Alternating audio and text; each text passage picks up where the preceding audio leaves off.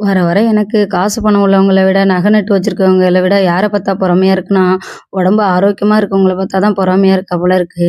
ஏன்னா காலையில எழுந்திரிக்கிறேன். எழுந்திரிக்கவே முடியல என்னால. ஒரு 10 பேரு சேர்ந்து அடிச்சு போட்டு, அங்கங்க ரத்தம் கட்டி உடம்பெல்லாம் வீங்கியிருக்கா மாரி வலிக்குது. அவ்ளோ வலி வலிக்குது. எழுந்திரிக்காமயும் இருக்க முடியாது. காலையில டிரைவிங் கிளாஸ் போணும். போயிட்டு வந்து பிள்ளைங்கள ஸ்கூலுக்கு கிளப்பணும். ஹஸ்பண்ட ஆஃபீஸ்க்கு அனுப்பணும். ஏகப்பட்ட வேலை இருக்கு. நம்ம இப்படியே விட்டு படுத்துட்டோம்னா, யார் இந்த வேலையெல்லாம் செய்றது? அப்படின்ட்டு ஒரு வழியா மல்லு கட்டி எழுந்துச்சு டிரைவிங் கிளாஸ் போயிட்டு வரும்போது காய்கறியெல்லாம் வாங்கிட்டு வந்துட்டேன். நேத்து வச்ச காய்கறியும் இருக்கு கொஞ்சம். இருந்தாலும் தேவைக்கு கொஞ்சம் வாங்கிட்டு வந்துட்டு, நான் கீரை ஆய ஆரம்பிச்சுட்டேன். எங்க வீட்டுக்காரர் வந்து பாத்திரத்தலாம் கழுவி குடுத்துட்டாரு. ஏதோ எங்க வீட்டுக்காரர் இருக்கிறது எனக்கு ஒரு இன்னும் 2 கைக்கு சமமா இருக்குது. அவரு இல்லன்னா இன்னும் கஷ்டமா தான் ஆயிடும். அப்பலாம் நான் சின்ன பிள்ளையா இருக்கும்போது, எங்க அம்மாவுக்குலாம் நான் பாதி வேலை செஞ்சு குடுப்பேன். ஸ்கூலுக்கு போறதுக்கு முன்னாடி தண்ணி பிடிச்சு குடுக்குறதுலேருந்து, பாத்திரம் கழுவுறது, வாச கூட்டுறது இந்த மாரி எல்லா வேலையும் செஞ்சு குடுத்துட்டு தான் போவேன். இப்ப உள்ள பிள்ளைங்க எங்க செய்யுது? அதுவும் என் பிள்ளைங்க இருக்க சாப்பாடு மொதற்கொண்டு அதுங்களுக்கு ஊட்டி விட்டுட்டு தான் அனுப்பணும். அந்த மாரி நிலைமையா இருக்கு. 34 வயசுலயே இவ்ளோ வலியா இருக்கு, இவ்ளோ நோயா இருக்கு. 50 வயசுலலாம் நான்லாம் உயிரோட இருப்பேனா?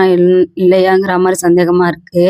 எப்படியோ நோயோ, நொடியோ ஏதோ உயிரோட இருந்தா போதும்ன்னு இருக்கு. ஏன்னா எனக்காக இல்லனாலும் நம்ம பிள்ளைங்களுக்காவது நம்ம உயிரோட இருக்கணும் அப்படின்ற மாரி தோணுது.